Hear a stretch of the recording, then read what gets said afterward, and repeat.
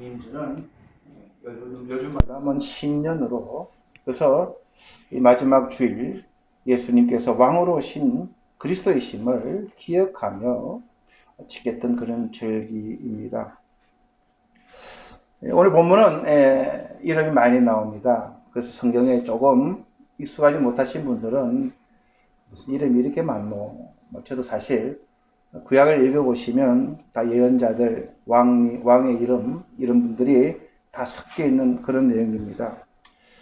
그래서 오늘은 교회력으로 마지막 날이기 위해서 신앙의 ABC 이걸 잠깐 여러분들과 한번 소개를 좀 해드리고 오늘 본문을 볼까 합니다. 많은 사람들이 예수를 믿고 평안과 확신 가운데 살아갑니다. 어떤 사람은 나는 구원받았다고 하시기도 하고, 또 어떤 사람들은 나는 거듭났다기도 하고, 또 어떤 사람들은 나는 영생을 얻었다고도 합니다. 구원을 받고 그리고 거듭났고 영생을 얻었다, 이 말은 과거, 현재, 미래를 온전히 하나님 앞에, 그래서 구원을 받았다는 과거고, 거듭났다고 하는 것은 우리가 매 순간순간 거듭나는 삶, 그리고 영생을 얻었다고 하는 것은 미래에 아직 오지는 않았지만 우리가 영원히 누리게 될 이런 어마어마한 복을 우리는 이 세 가지 언어로 우리는 표시를 합니다. 과거에 제가 용서받고 현재 하나님과 동행하며 그리고 아직 가지는 않았지만 영원한 영생이 준비되어 있는 그러한 삶을 누리는 자들이 이 크리스찬이다라고 말씀드릴 수가 있습니다. 참 놀라운 복이에요. 그래서 많은 사람들이 이것을 얻고자 하고 돈을 살려고 해도 할 수도 없고, 이것은 하나님의 은혜입니다. 근데 이 성경을 보게 되면 크리스찬이 되는 이 세 가지 단계가 있어요. 첫 번째가 뭐냐면 나는 죄인임을 인정하는 겁니다. 우리는 사람을 보기 때문에 비교를 합니다. 저 사람보다 내가 좀 낫고 좀 괜찮은 사람이다. 그러나 하나님의 말씀을 성경을 통해서 보면 난 정말 죽을 수밖에 없는 죄인. 이 천지 계백이 몇 번이고 계백을 해도 나는 도저히 구원받을 수 없는, 정말로 죄인의 개수란 사도 바울의 고백처럼 나는 정말로 구원받을 자격이 없는 사람이다를 인정하는 것이 이 구원의 첫 열쇠가 됩니다. 그래서 두 번째 단계는 그럼 어떻게 해야 되냐? 예수님께서 대속하신 그 십자가를 내가 믿는 것. 그것이 이 크리스찬이 되는 이 두 번째 단계입니다. 이것을 우리가 믿어야 됩니다. 우리가 전기나 무슨 전신이 어떻게 작용하는지 자세히 알지 못해도 우리가 전기 40고미의 전선을 뽑으면 전기가 오는 것을 알 수 있듯이 이것은 우리가 믿음의 세계입니다. 예수님의 죽음과 부활의 신비를 우리가 다 이해할 수는 없습니다. 저 역시 다 인간의 언어로, 인간의 생각으로, 인간의 판단으로 예수님의 죽으심과 부활을 다 전하고 알고 깨달을 수는 없습니다. 하나님의 비밀이지만, 그러나 그렇더라도 우리는 그것을 믿고 그것이 주는 구원과 축복을 누리는 것이 은혜입니다. 세 번째 단계는 결단해야 됩니다. 나는 죽을 수밖에 없는 죄인이고 주님 내 대신 죽으셨구나. 내가 죽을 자리에 주님이 십자가에서 죽으시고 장사 지내시고, 그것이 끝이 아니라 난 끝인 줄 알았는데 그게 아니구나. 부활이 있구나. 그 성경을 보니까 주님은 40일 동안 이 땅에서 저희들에게 보이시고 하나님 우편에 올라가셨구나. 그걸 우리가 인간이 다 어떻게 이해합니까? 다 이해는 못해요. 그러나 하나님의 말씀이 그 성경은 그것을 우리에게 그것을 믿으라고 강요합니다. 많은 분들이 여기에 많은 캐시를 가지고 나는 알지 못하고 도마처럼 나는 예수 그리스도를 만져보지는 않고는 믿지 못하겠노라 하는 분들이 참 많습니다만, 이것은 믿음의 세계입니다. 하나님의 은혜의 세계입니다. 그것을 내가 개인적으로 결단하는, 그것이 우리가 크리스찬 되는 이 세 가지, 저와 여러분 다 그 과정을 거쳐서 이 자리에 와 있습니다. 그렇다면 크리스찬이 된다고 하는 것은 뭘까? 그것은 무국적자가 된다고 하는 의미입니다. 나의 국적은 하늘에 있다는 겁니다. 그래서 크리스찬들은 형제 자매라고 고백을 하며 살아갑니다. 이 땅에 그것이 전부가 아니라 하늘나라에 소망을 두고 살아가는 존재들이 이 크리스찬이 된다는 결단, 그런 것이 크리스찬이 된다고 하는 의미입니다. 세상에서의 성공이란 이 눈에 보이는 것을, 많은 것을 누리고 소유하는 것을 세상에서는 성공했다, 출세했다, 경사났다라고 하지만 우리 기독교 믿음의 세계에서는 성공적인 삶이란 얼마나 내가 하나님을 기쁘게 해드렸냐에 따라 이 성공의 판단이, 기준이 달라진다고 하는 사실입니다. 그래서 우리는 항상 깨어 있어야 됩니다. 참 성공이 무엇이며, 참 우리가 주님이 기뻐하는 것이 무엇이며, 어떻게 내 인생을 잘 살았는가를 우리는 계속 세상 소리를 듣고 삽니다. 스트레스를 많이 받아요. 왜? 세상에서는 눈에 보이는 게 전부이기 때문에 바비탑을 쌓는 거예요. 높게 높게 쌓는 거예요. 근데 영적인 하나님의 세계에서는 그게 아니에요. 낮아지는 것이 축복입니다. 얼만큼 내 것을 소유하지 않고 내려놓는가. 얼만큼 나에게 주신 것을 내가 내 이익을 위해 쓴 것이 아니라 하나님을 위해서 내려놓는가. 그것이 성경에서는 복된 사람, 복을 받은 사람, 축복받은 사람들이라고 하는 겁니다.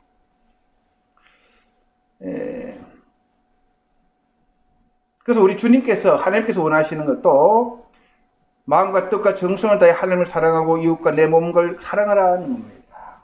그래서 되었다는 것은 무국격자요, 하나님을 기쁘게 하는 삶의 성공이요, 그리고 눈에 보이는 행위는 서로 사랑하라는 겁니다. 여러분, 사랑하는 게 쉽지가 않습니다. 사랑에 대해서 논하라면 가사 같은 가수가 있죠. 넘어갑시다. 근데 사랑을 알고 싶으면요, 고린도전서 13장을 보셔야 됩니다. 충격적입니다.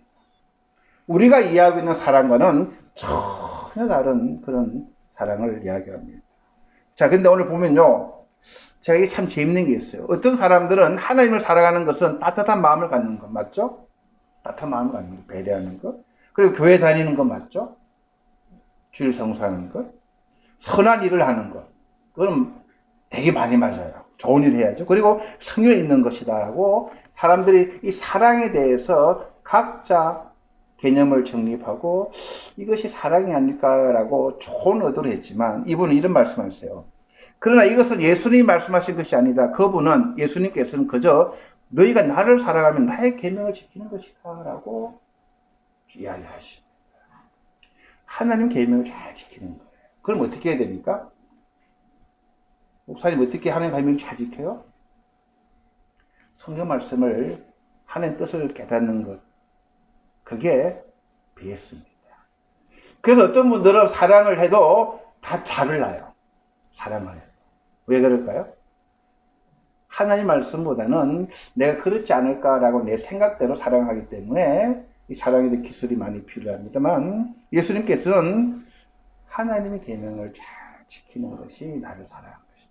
그래서 우리가 주일날 그리고 매일매일 삶 가운데 성경을 통해서 하나님의 말씀이 무엇일까? 그 어떤 분들은 전도서나 잠언, 그리고 시편을 보면요, 크리스찬들이 하루하루 살아가면서 부딪히는 많은 원수들, 많은 어려움, 많은 고통을 어떻게 넘어가는가?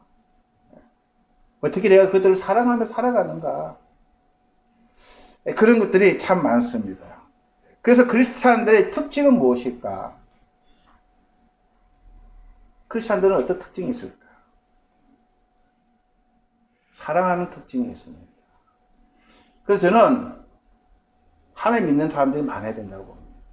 사랑하는 사람들이 많아요. 예수님께서 그러셨어요.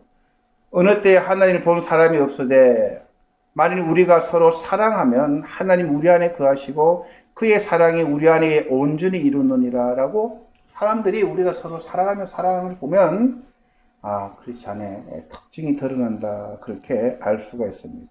두 번째 뭐냐면 성령의 통제를 받는 겁니다. 옛날에는 그냥 화가 나면 막 내 본성대로, 내 성격대로 하다가도 이러면 안 되지. 제동장치가 활동합니다. 그래서 하나님이 보실 것이다, 하나님께서 기뻐 안 하실 것이다 라고 우리는 다 압니다. 그러나 우리가 그것을 제대로 하지 못하고 선을 넘을 때가 많기 때문에 곧 후회를 합니다. 크리스천들은요, 이게 아닌 거다. 그러면요, 하고 나서 굉장히 후회를 합니다. 그리고 해결을 하고 주님께 잘못을 구합니다. 그러니까 우리 삶은 사랑하는 것이죠. 드러나는 것은. 그러나 내면은 하나님의 통제, 성령님의 통제를 받습니다. 할 것이 있고 못할 것이 있고, 이것은 기뻐할 것이 있고 기뻐하지 않을 것을 우리가 분별하며 판단하며 살아가는 그런 것이 이 크리스천들의 특징입니다. 그리고 또 하나는 뭐냐면 열정이 납니다. 하나님을 사랑하고픈, 더더욱 주님 앞에 헌신하고픈, 더욱더 주님을 더욱더 섬기고 싶은 그런 마음이 크리스찬들은 특징입니다. 그래서 크리스찬들은 기도합니다. 몸이 뜨겁기도 하고 소명을 가지고 정말로 남들은 이해하지 못하지만 헌신하는 그런 모습, 열정을 가지고 살아가는 그런 모습들이 크리스찬들의 특징입니다. 제가 오늘 가장 여러분들과 말씀 나누고 싶은 것은 기쁨의 삶인데 이게 특징이죠. 근데 저는 성장하면 자연스러워진다 이 말씀을 여러분들에게 좀 전해드리고 싶어요. 믿음이 성장하면요 편안해져요. 자유스러워집니다. 그 신앙생활 할 때 좀 어색하신 분들이 있어요. 예배당 올 때는 성경책 들고 와야 되고 예배당 올 때는 좀 이런데 삶이 좀 많이 다른 것은 이 자유스럽지 못하기 때문입니다. 여기까지는 시간이 걸립니다. 시간이 걸립니다. 더욱더 그분을 알아가고 더욱더 주님과 사랑해보고 연애해보고 알아가다 보면요 편안해져요. 만나는 것이, 같이 있는 것이. 그러나 처음에 좀 어색합니다. 어색하고 처음에 좀 안 맞고. 그래서 크리스찬들은 사랑 그리고 성령의 통제를 받고 열정적으로 삶을 살아가며 갈수록 믿음이 성장해가면 편안해져요. 이런 것을 우리는 제가 왜 이 말씀을 여러분들에게 드리냐면 이런 크리스찬의 모습을 우리는 어느 정도 그려야 됩니다. 내가 가야 될 크리스찬의 삶의 모습이 어느 모습이 되어야 될 건가 기준이 있어야 그래야 우리가 그것을 향해서 나아갈 수 있는 거예요. 자, 오늘은 마태복음입니다. 오늘 교회력으로 마지막 주일이다 그랬습니다. 왕으로 오신 예수 그리스도를 기억하는 주일입니다. 마태복음 1장에 보면요. 성경을 잡으면 저 초신자 때 이 본문을 잡고 얼마나 헤맨지 몰라요. 저희 집 사람한테도 무슨 이런 책이 다 있노? 라고 너 한국 이름도 아니고 외국 사람 이름을 쫙 그래서 집 사람이 당신이 거기 읽지 말고 넘어가라 그러시더라고요. 그래서 아직도 기억이 납니다만 마태는 유대인들에게 쓴 편지입니다. 그리고 신약 성경의 첫 권입니다. 하나님 택한 백성인 이 선민인 유대 민족에게 쓴 편지에 왜 이 족보를 그냥 이것을 쭉 썼을까? 굉장히 큰 의도가 있습니다.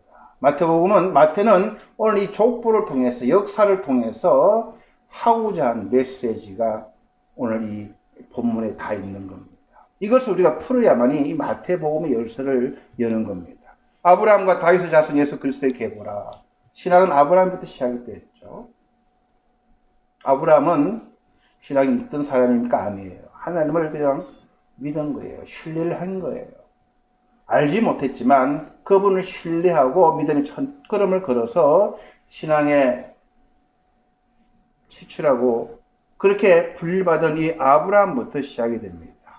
근데 오늘 16절, 17절 보니까 아브라함부터 다윗까지 14대요. 다윗부터 바벨론으로 사로잡혀갈 때까지 14대요. 바벨론으로 사로잡혀간 후부터 그 수가 14대라서 어떤 분들은 14대, 14대가 뭔가 막 찾는데 큰 의미는 없고 이 유다의 족속이 예수님까지 이어져 왔다고 하는 것을 이 마태는 이야기합니다. 왜 유다가 중요하냐? 하나님의 예언입니다. 유다 족속은 작지 않을 것이다. 유다에서 하나님의 메시아를 주님이 하나님 보내주시겠다고 하는 것을 이 유대인들은 근데 지금도 이 유대인들은 자기 민족에서 메시아가 날 거라고 지금도 그들은 오해를 하고 있는데, 마태는 그 이야기를 먼저 하는 거예요. 여기 보면은 여호수아도 안 나옵니다. 모세도 안 나와요. 삼손도 안 나오는데 유다의 족속, 야곱의 12 형제 중에 이 유다를 통해서 하나님이 약속하신 그 계보를, 그래서 예수님은 유다 족속이라는 것을 이야기합니다. 그리고 나서 또 하나는 다 이름은 나오지만 한 분만 다윗 왕으로 표시합니다. 이 다윗 왕은 선군입니다. 영토를 이스라엘을 만든 건국의 아버지라 할 정도로 이 이스라엘 민족에서는 이 다윗은 선군입니다. 지금도 그들은 이 다윗의 별이 국기입니다. 그러니까 이 마태는 그 왕으로 오실, 우리가 지금도 기다릴, 그 당시 유대인들은 새로운 메시아를 기다렸습니다. 다윗 왕 같은 메시아를. 그러나 그 다윗 왕 같은 그 메시아가 예수 그리스도로 인하여 성취되었다고 하는 것을 오늘 이 족보를 통해서 이야기하는 겁니다. 그리고 나서 또 뭐가 좀 다르냐면요, 바벨론을 사로잡혀 갈 때와 간 후로 또 14대씩 나눕니다. 자, 이것이 무슨 말이냐면, 하나님은 우리의 왕입니다. 주권자십니다. 그러나 이스라엘 백성들이 주변을 보니까 저 나라도 왕이 있네? 우리에게도 왕을 주시옵소서. 그래서 사무엘은 반대를 했습니다. 근데 하도 백성들이 우리 왕 두면 왕을 중심으로 우리가 하나님 나라를 잘 만들어 보겠습니다 라고 왕을 달라고 막 하나님 앞에 그렇게 오랬죠. 하나님이 들어주셨어요. 그래서 다윗 왕과 솔로몬 때는 정말로 나라가 부강했습니다. 많은 피를 흘렸지만, 그러나 그들의 요구대로 왕을 세워줬더니 얼마나 이스라엘이 참 솔로몬 때는 정말로 하나님의 은혜로 좋은 나라가 됐는데, 솔로몬 사후부터 그 나라가 14대까지 왕들이 실종을 합니다. 우상숭배를 받아들이기 시작하고 인간적으로 통치하고 하나님 중심보다는 인간이 자기 권력과 자기 생각으로 나라를 통치하다가 14대째 될 때 어떻게 됩니까? 나라 성그릇이 없어져 버립니다. 그리고 이 바벨론으로 끌려갑니다. 그 이야기를 하는 거예요. 그러나서 바벨론으로 사로잡혀간 후에 14대는 어떤 일이 있었냐? 삽시게 고생을 해보니까 생각나는 게 있어요. 우리가 왜 이럴까? 하나님의 말씀을 우리가 망각했구나. 그래서 이 14대 때부터는 하나님 말씀을 다시 한번 되새겨보고 읽어보는 그런 대각성 운동이 일어납니다.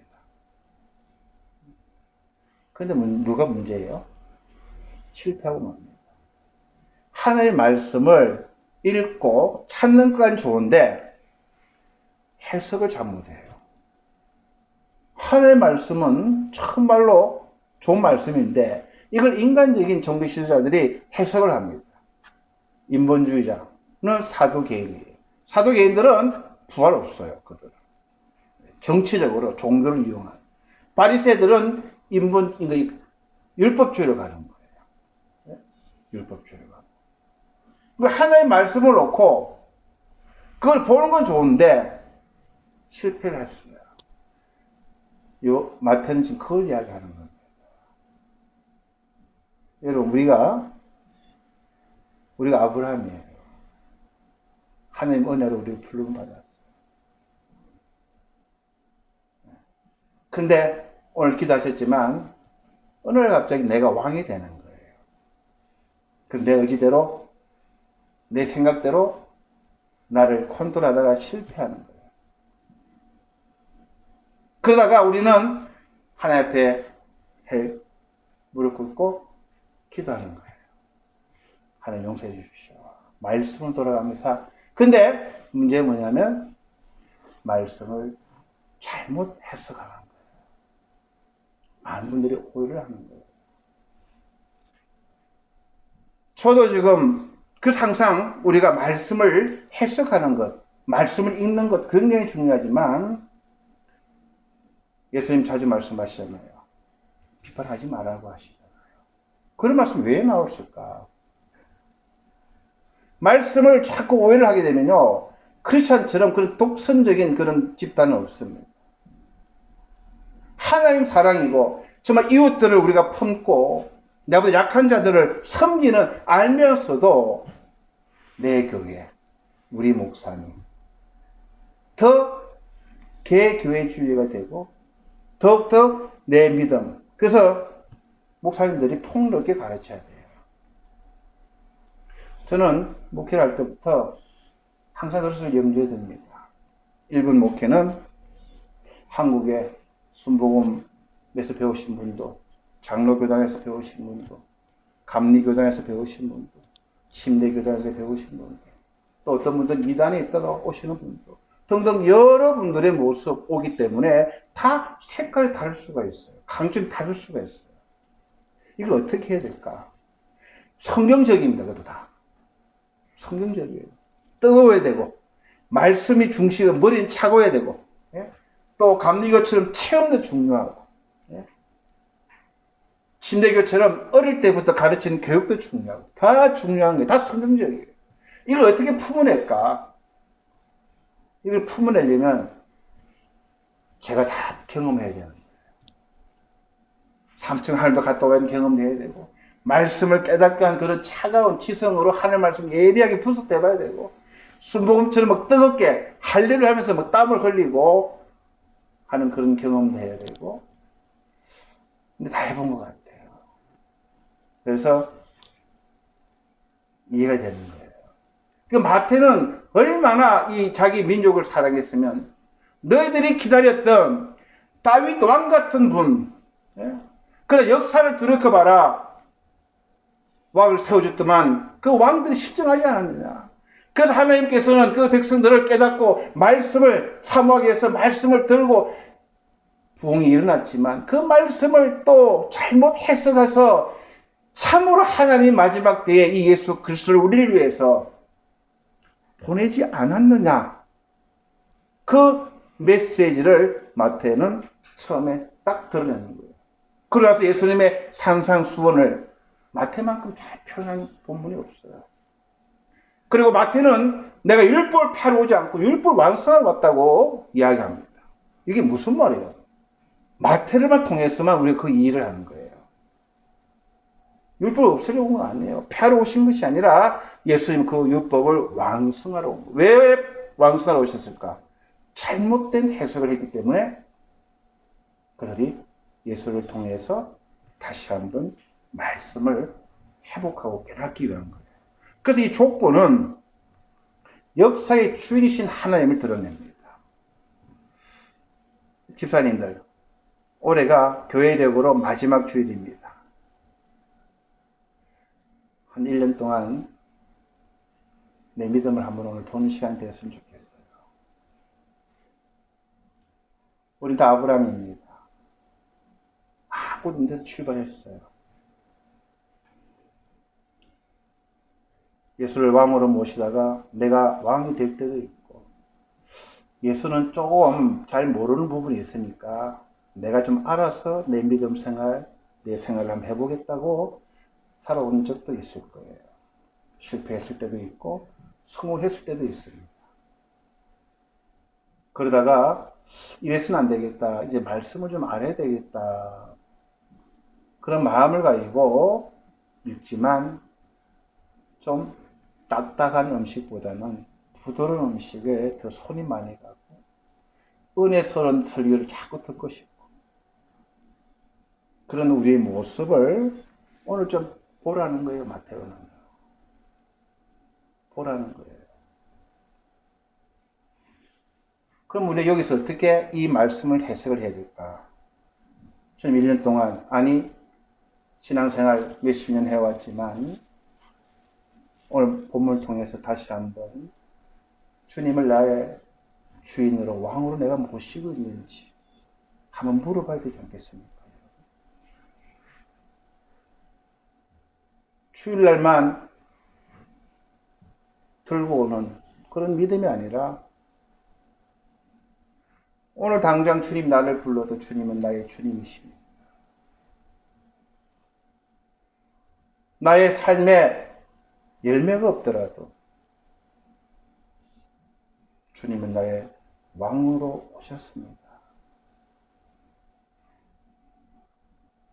주님, 이때까지 내가 말씀을 편식하고 내 귀에 참 좋은 그런 말씀만을 아멘으로 받았지만 실패했던 이스라엘 민족을 통해서 마태는 내 믿음이 바리새적이지 않았나, 사두개적이지 않았나, 율법학자처럼 나에 있는 티끌은 내가 잘 보면서 남을 판단하고 비판하고, 그래서 내가 주의 이름으로 한 것도 많지만 주님 앞에 설 때 내가 너를 모르겠다 이런 말씀을 들으면 저도 주님한테 정말 죄송하고, 여러분이 만약에 신앙생활 해왔는데 내 믿음의 모습이 그런 모습이었다면 오늘 교회력으로 마지막 되는 이 주일날 다시 한번 마태의 말씀에 우리가 귀를 좀 기울여야 하지 않나 그렇게 생각합니다. 우리 믿음이 다시 한번 주님이 나의 삶의 왕으로 모시고 다시 한번 시간이 오래가지만 하나님의 말씀을 내가 잘 배워서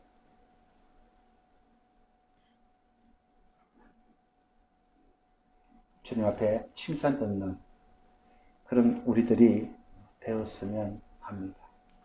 잠깐 우리 기도하시겠습니다. 주님, 사랑하는 우리 성도님들의 신앙력은 저는 다 알지 못합니다. 그럼 오늘 마태는 이스라엘의 그 긴 민족의 역사를 통하여 이스라엘 민족들의 그 상황을, 그들의 어리석음을, 그들이 추구해야 할 게 무엇인지를 마태복음 1장에서 이 역사를 통하여 전언하고 있습니다. 교회 오래 나갔던 것이 자랑이 아닙니다. 정말 주님이 나의 삶의 주인임을 망각하지 아니하고 그 주님 앞에 우리가 겸손히 귀를 기울이며 하나님께서 참으로 하시고자 하신 말씀이 무엇인지, 그 말씀이 비록 소화는 되지 않더라도 그 말씀에 귀 기울이며 그 말씀대로 살아가려고 추구하는 우리의 모습이 있는지, 그래서 참 생명의 말씀이신 이 주님의 말씀을 우리가 가감없이 잘 소화하고 있는지 다시 한번 오늘 귀한 말씀 앞에 겸손히 무릎 꿇고 귀 기울입니다. 주님, 다시 한번 저희들이 주님 나의 왕이심을 다시 한번 고백하게 해주시옵시고, 정말 생명의 말씀이신 이 귀한 말씀을 우리가 취하지 않게 천천히 해도 좋습니다. 사랑이라는 것이 무엇인지, 구원이 무엇인지, 하늘나라의 소망이 무엇인지, 남의 소리가 아니라 말씀 가운데 들려주시는 그 음성 가운데에 우리 믿음을 잘 다지게 하여 주시고, 정말 반석이 위에 선 그런 우리 믿음들 다 될 수 있도록 부족한 종을 통하여 주님 그런 말씀을 잘 지나게 하시고, 사랑 우리 모든 성도들이 그 말씀 가운데 자연스러운 하나님의 자녀들 다 될 수 있도록 인도하여 주시옵소서. 감사드리며 예수님 이름으로 기도하였습니다. 아멘.